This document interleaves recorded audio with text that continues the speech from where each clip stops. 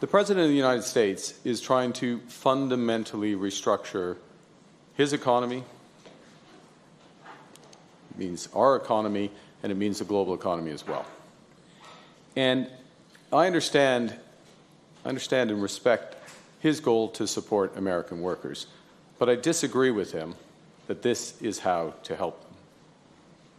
With time, it will become apparent that these actions will end up hurting American workers and American consumers. I reject any attempts to weaken Canada, to wear us down, to break us so that America can own us. That will never happen. And our response to these latest tariffs is to fight, is to protect, and to build. We will fight the U.S. tariffs with retaliatory trade actions of our own that will have maximum impact in the United States and minimum impacts here in Canada. We will protect our workers and our industries during this difficult period. But above all, we will build a new Canadian economy. We will build Canada strong. Se battre pour nos travailleurs, protéger notre économie et nos concitoyens, bâtir un Canada fort. Il est évident que les États-Unis ne sont plus un partenaire fiable. Il se peut qu'avec les négociations compréhensives, on puisse rétablir un élément de confiance, mais il n'y aura pas de retour en arrière. Le prochain gouvernement et tous ceux qui suivront aura une relation fondamentalement différente avec les États-Unis. Coming to terms with this sobering reality is the first step to taking necessary actions to defend our nation. But it's only the first step. Last night, the President of the United States reached out to schedule a call. I appreciate this opportunity to discuss how we can protect our workers and build our economies. I will make clear to the President that those interests are best served by cooperation and mutual respect, including of our sovereignty. Entre-temps, je viens de tenir une rencontre avec mon comité ministériel Canada-États-Unis.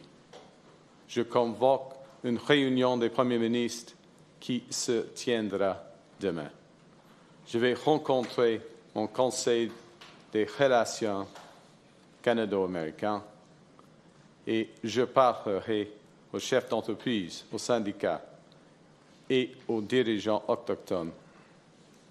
Ces discussions permettront d'avoir une réponse coordonnée en tenant compte ce que le président décidera de faire le 2 avril, date à laquelle il a menacé d'imposer des droits de douane supplémentaires.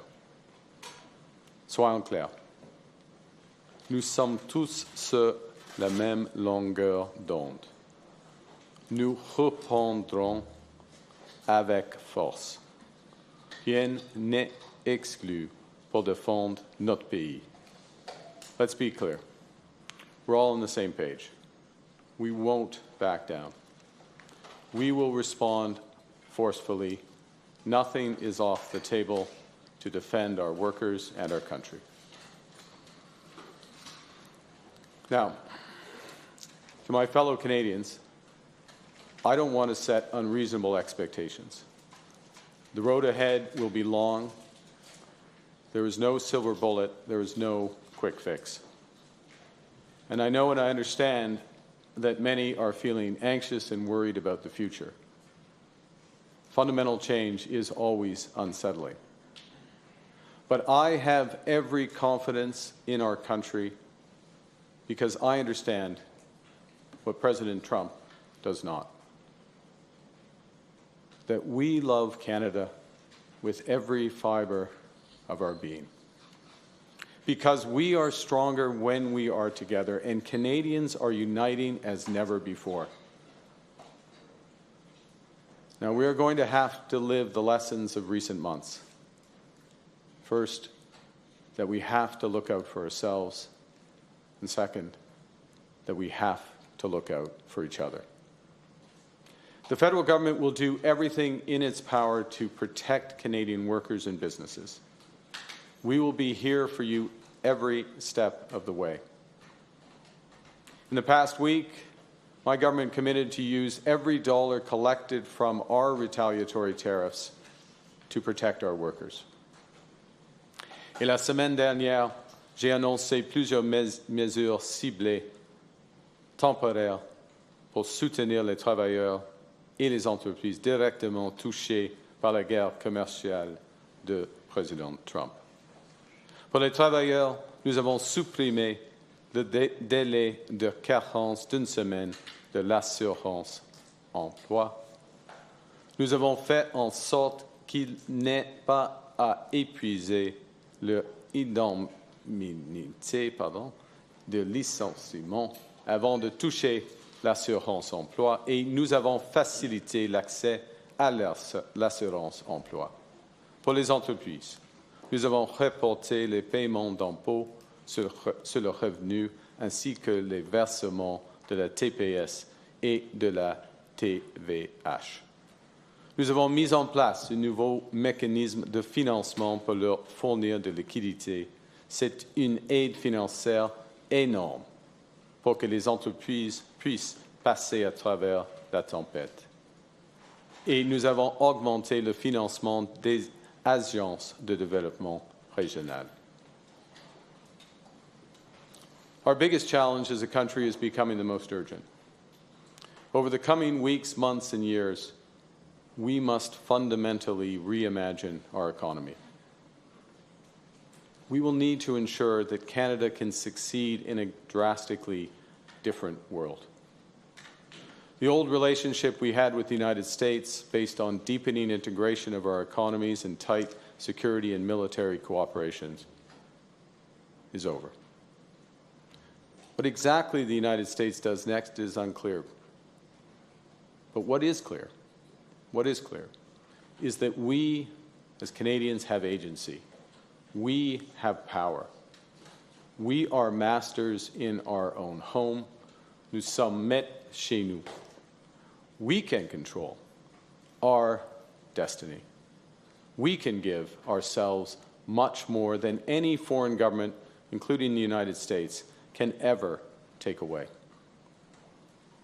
We can deal with this crisis best by building our strength right here at home. It will take hard work.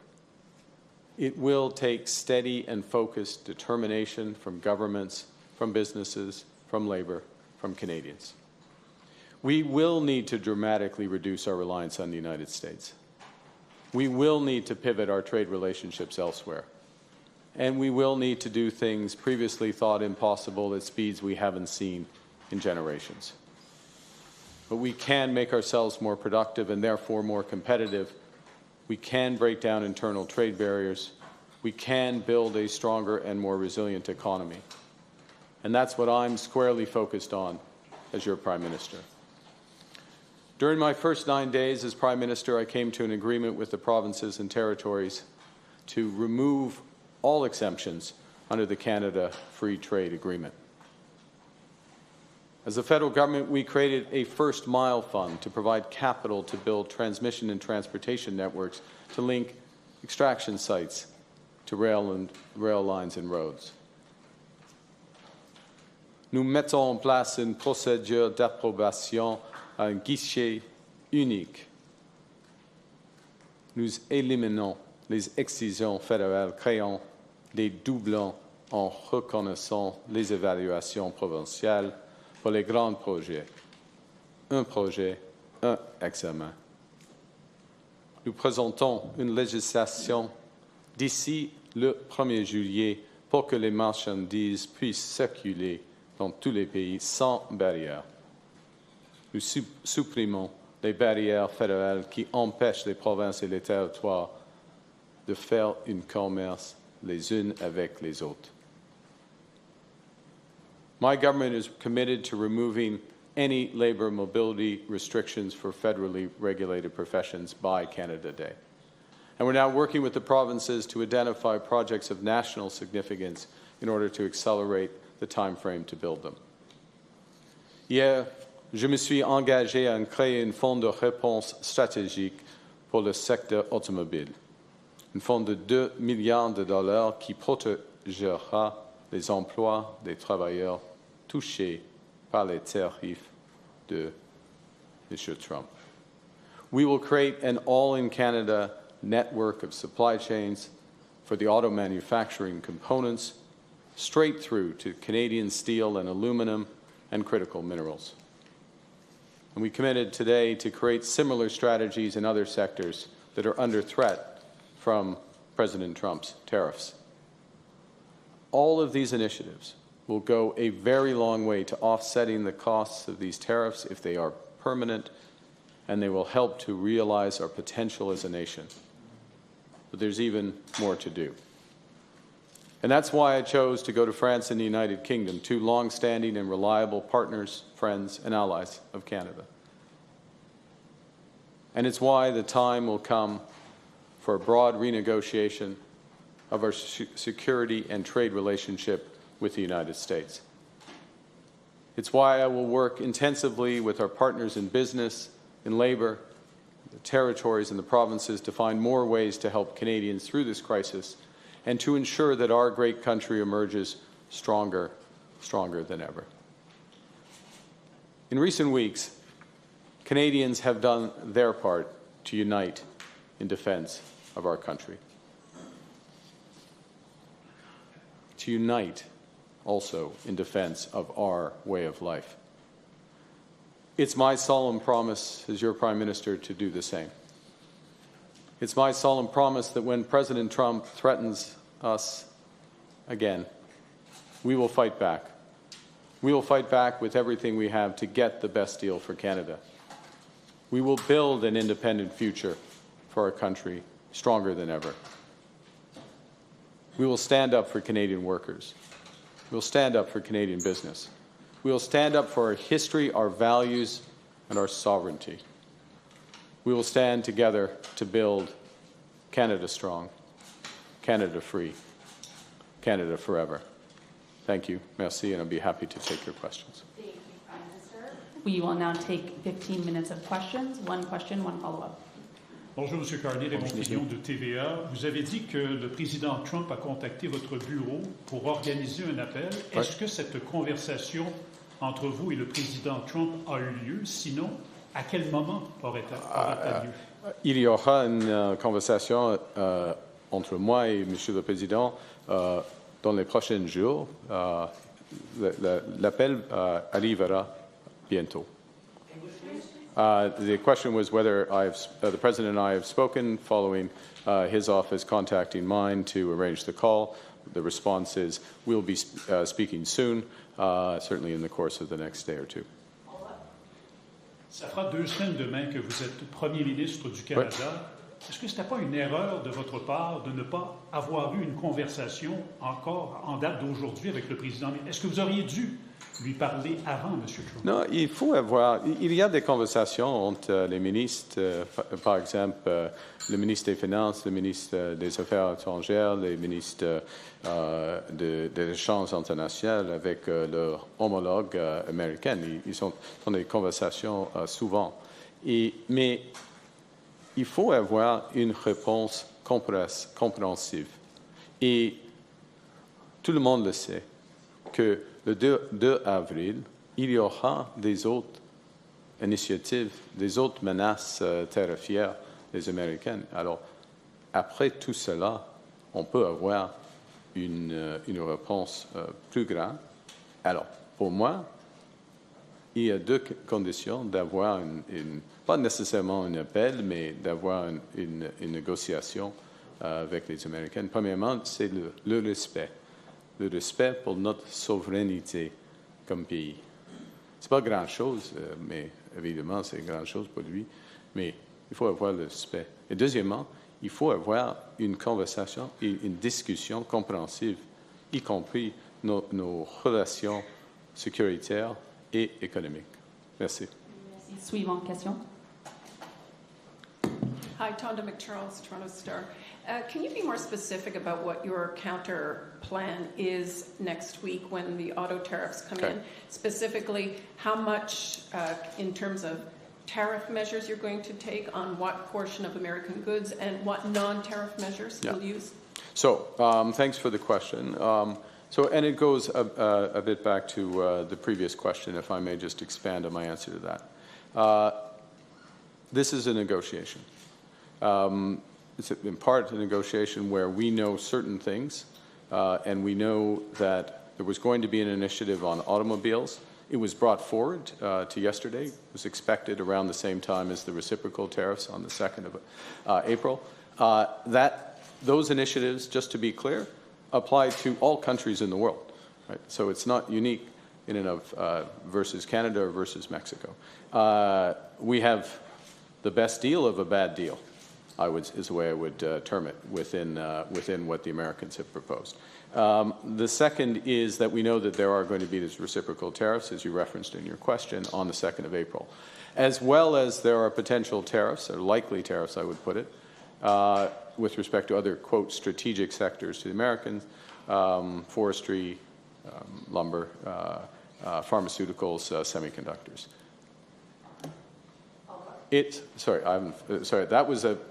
was a comma after that. I'm sorry. It was a very long set of conditions, but it was to set up the point, which is that we have a number of measures that we can take in response to those initiatives.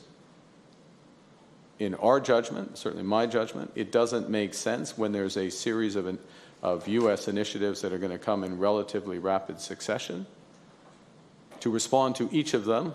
We're going to know a lot more in a week, and we will respond then. And in a negotiation, it doesn't make sense to tip your hand and say what you're going to do going forward. So that is ça c'est la circonstance en français, si tu veux.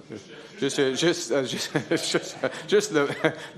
le message clé. OK.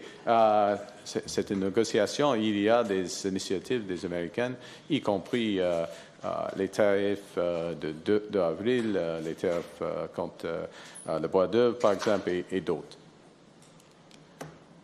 Ça vaut mieux pour le Canada. Ça vaut mieux pour le Canada de réagir après tout cela, okay, avec la transparence. Et on va le faire. Ça, c'est clair.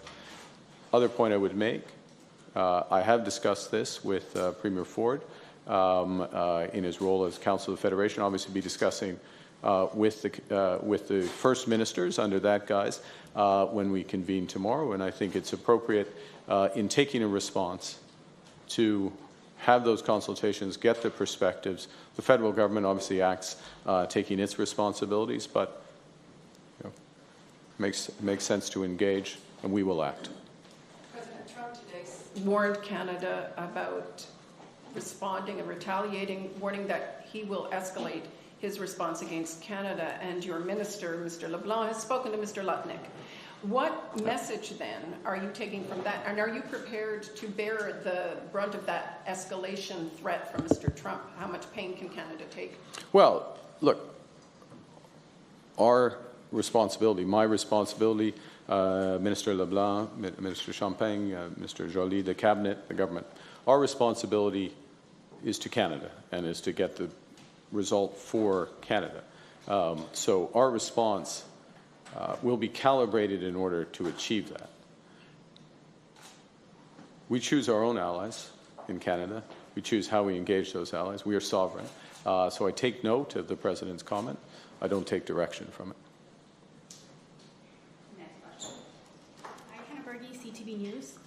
Will you or any cabinet officials be heading to Washington to meet with the U.S. administration? It's possible that some cabinet officials will. I think, given the timelines, the President and I will speak, as I mentioned. I look forward to the discussion. We'll see where we go from there. Follow-up? And just to follow up on Tanya's question, what do you think about President Trump threatening Canada with more tariffs if Canada works with the EU on countermeasures? Well, look, we're a sovereign nation. We take our own decisions. I take note of his comments, nothing more. Next question. Mr. Carney, Mackenzie Gray with Global News. The last time Premier Ford put electricity tariffs going to the States, there was quite a reaction from President Trump. When you're considering what the retaliatory tariffs that you bring in the future, is there a consideration to put retaliatory or export taxes on Canadian energy going to the U.S.? Look, we have many options, and we will use them. We will use them judiciously. And so, on oil and gas, that is an option that you're considering putting an export tax on. Look, yeah, as I said a moment ago to Ms. McCharles, it's a negotiation. You don't, you act when you act. You don't pre-commit. Thank you. Next question. Oui, bonjour, Monsieur Carney. Bonjour. Pour faire suite à la question de mon collègue, quand même, il y a eu une escalade, vous l'avez dit vous-même. Est-ce que c'est de plus en plus probable que le Canada décide de mettre une taxe sur ses exportations d'énergie? Est-ce que la probabilité a augmenté? C'est une option, mais pas plus que ça. Pas plus que ça. Follow-up? Je vais vous amener sur un autre sujet. Hier, quand vous étiez à Kitchener et que vous avez parlé avec des sympathisants libéraux, vous avez dit que vous avez besoin d'un gouvernement majoritaire parce que vous voulez faire des gros changements. Est-ce que ça pourrait être perçu comme un excès de confiance de votre C'est pas un excès. C'est pas un excès de confiance. Il faut gagner chaque vote. Mais ce qui est nécessaire, surtout dans cette situation, est que le gouvernement a un mandat clair et fort. Ça vaut mieux d'avoir un mandat clair et fort afin d'avoir une grande négociation, une négociation compréhensive, une négociation probablement la plus importante négociation pendant notre vie, surtout pendant ma vie. Hein. Quand je suis né, le pacte d'Otto a été créé et maintenant c'est fini. C'est fini avec les tarifs. Hein. Alors, c'est très sérieux cette situation. C'est très sérieux les tarifs sur l'aluminium et l'acier. C'est très sérieux la possibilité des tarifs sur le bois d'œuvre et tout cela. Alors, il faut avoir un mandat clair et fort. Et j'essaie de l'avoir, mais on verra. Madame. It's important to have a strong and clear mandate coming out of this election, given the seriousness of the situation in autos, in forestry, in aluminum, in semiconductors, across a range of industries. We haven't seen, this is the biggest, if I didn't say this exactly, but I'll resume, the biggest crisis in our lifetimes. And the government is going to need to act, and the stronger the mandate is, the more effective we are going to be getting the best deal for Canada with respect to the Americans. Madame. Suivante question. Bonjour, M. Carney. Laurence Martin de Radio-Canada. L'Ontario semblait croire qu'il pourrait être touché par des tarifs moins importants sur l'automobile que peut-être d'autres juridictions. C'est correct. Est-ce que c'est vrai? C'est vrai. C'est votre compréhension? Oui, ouais.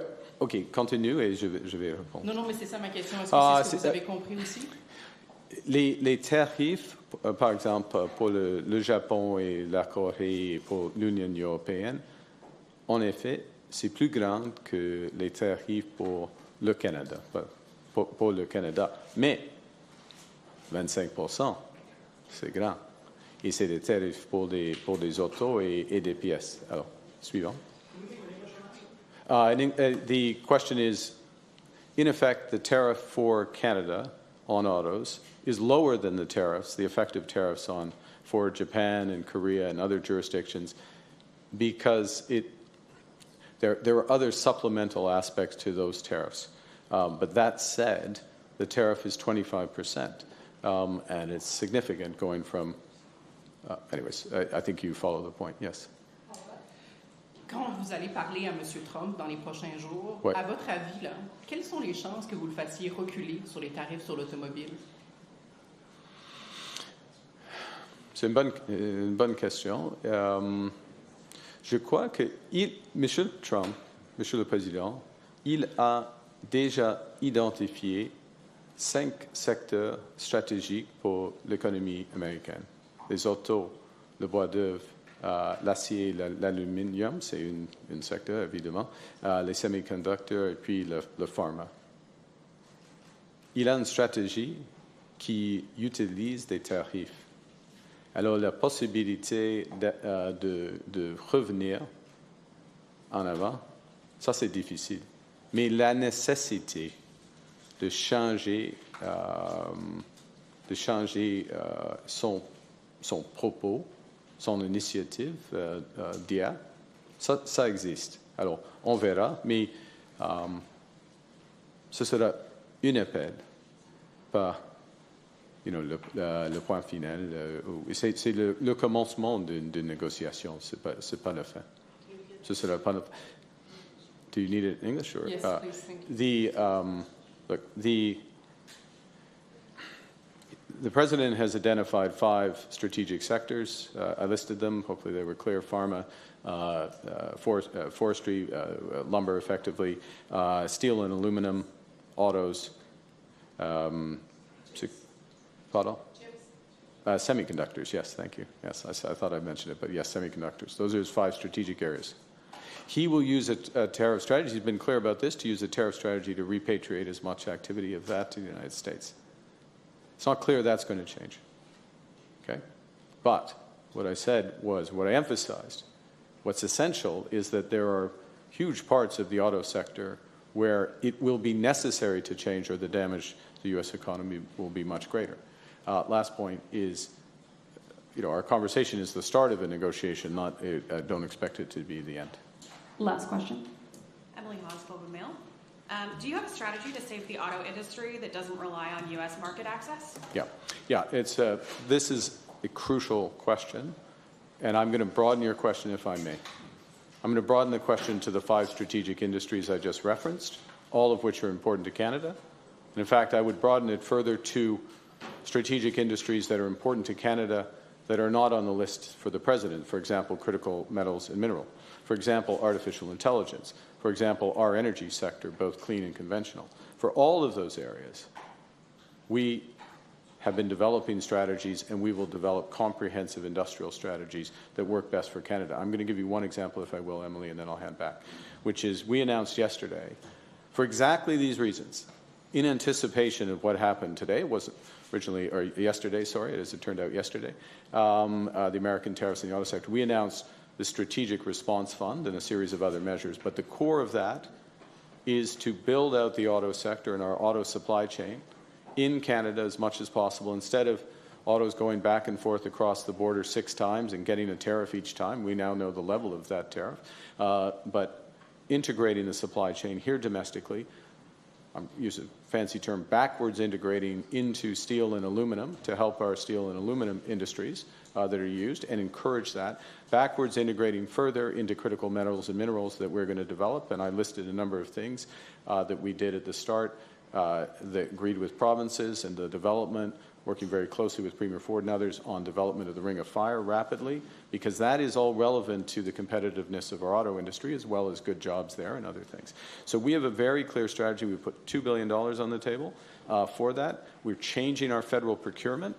We're only going to buy Canadian cars, 40,000 vehicles that we buy in the federal procurement. You will see a lot more of that. That's part of an integrated industrial strategy that has the objective of having strategic economic autonomy here in Canada. That's what we want. We want to build out so that we are literally in control of our economic destiny. Now, part of that, and I'll hand back for your follow-up, part of that is going to be trading relationships with reliable partners. The question that hangs over all of this with the United States is there going to be a point in the future through a negotiation where in certain sectors, Canadian workers, Canadian businesses, Canadians as a whole can have that confidence in terms of a deeper commercial relationship with the United States in certain sectors. That remains to be seen. Follow-up? Can we sustain an auto industry without the United States? We can sustain an auto industry with, well, we can sustain an auto industry with the U.S. having tariffs, with access to other markets, provided we engage very deliberately in partnership, government, business, labor, to reimagine the auto sector and retool that auto sector. And that's very much what we're putting on the table, we're engaged with doing. It's part of the reason why I was in Windsor and through southwestern Ontario yesterday. That's part of the reason why I was meeting with the president of Unifor to how do we work together with labor on exactly this issue. But I'll go back to what I said a moment ago, and this is a key message for Canadians. We are going to have to do some things very differently. We're going to have to make some big changes, but we can make those big changes. We do have options. We do have agency. We do have power. We do have the resources, particularly if we work together. And so there is a big silver lining in this situation. We didn't ask for this fight. We've got it, and we're going to fight back. We're going to protect workers in the short term. But we're taking the lesson. We have to look after ourselves. We have to build Canada strong. Thank you, everyone. That concludes today's press conference. Thank you. I think, in fairness to the others, that's probably the end, right? Thank you very much.